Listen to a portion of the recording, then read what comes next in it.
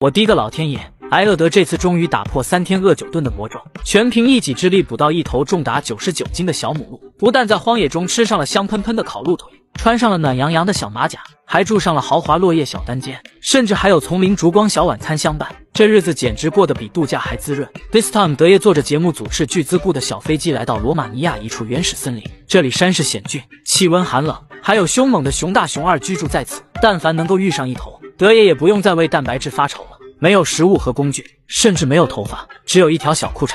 他要靠自己聪明绝顶的小脑袋瓜独自在这里生存10天，是要过上和石器时代祖先一样幸福的生活。一下飞机，他立马切换为求生模式，环顾四周，这里资源满目琳琅，植被繁茂。但是有被动技能的加持，他现在根本用不着考虑吃的，当务之急是赶紧寻找水源。3天不吃东西可以，但是3天不喝水，他就会当场嗝屁。没走半小时，天空传来一声惊雷，不知道是何方道友在此渡劫，真是出师不利。他不得不放弃寻找水源，赶紧搭个遮雨棚。天黑以后，这里的气温会急剧下降，暴露在雨中有身体失温的危险。时间紧，任务重，利用倒下的大树3下5除2搭建一个霸气侧漏的避雨窝棚。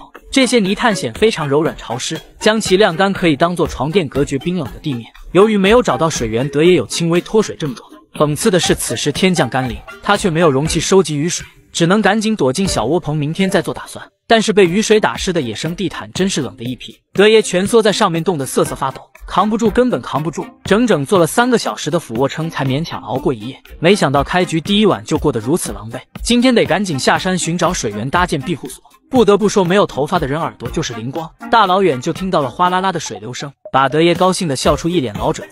果然眼前就是一条野生的小溪，饥渴难耐的德爷直接趴上去就是蹲蹲蹲，这味道清爽甘甜，简直就是生命的源泉。毋庸置疑，庇护所肯定就搭在这里。喝完了水的德爷就是不一样，霍霍了几十根不要钱的枯木，一口气搭了个觅食的人字形框架，再撒上漫山遍野的枯树叶，艾玛3、2句话的功夫，一个别致的落叶小单间就大功告成。从此德爷也是有房一族了。为了防止晚上邻居过来串门，得赶紧把火升起来。眼前这个鸟巢就是很好的火炉，鸟妈妈回来找不到窝，骂骂咧咧的又走了。用尖锐的石头钻孔，松枝增加摩擦力，抱着只许成功不许失败的决心，他开始疯狂摩擦。好不容易终于冒出了火星子，但是由于鸟巢太过潮湿，宝贵的星星之火当场熄灭。失败乃成功之母，再试一次。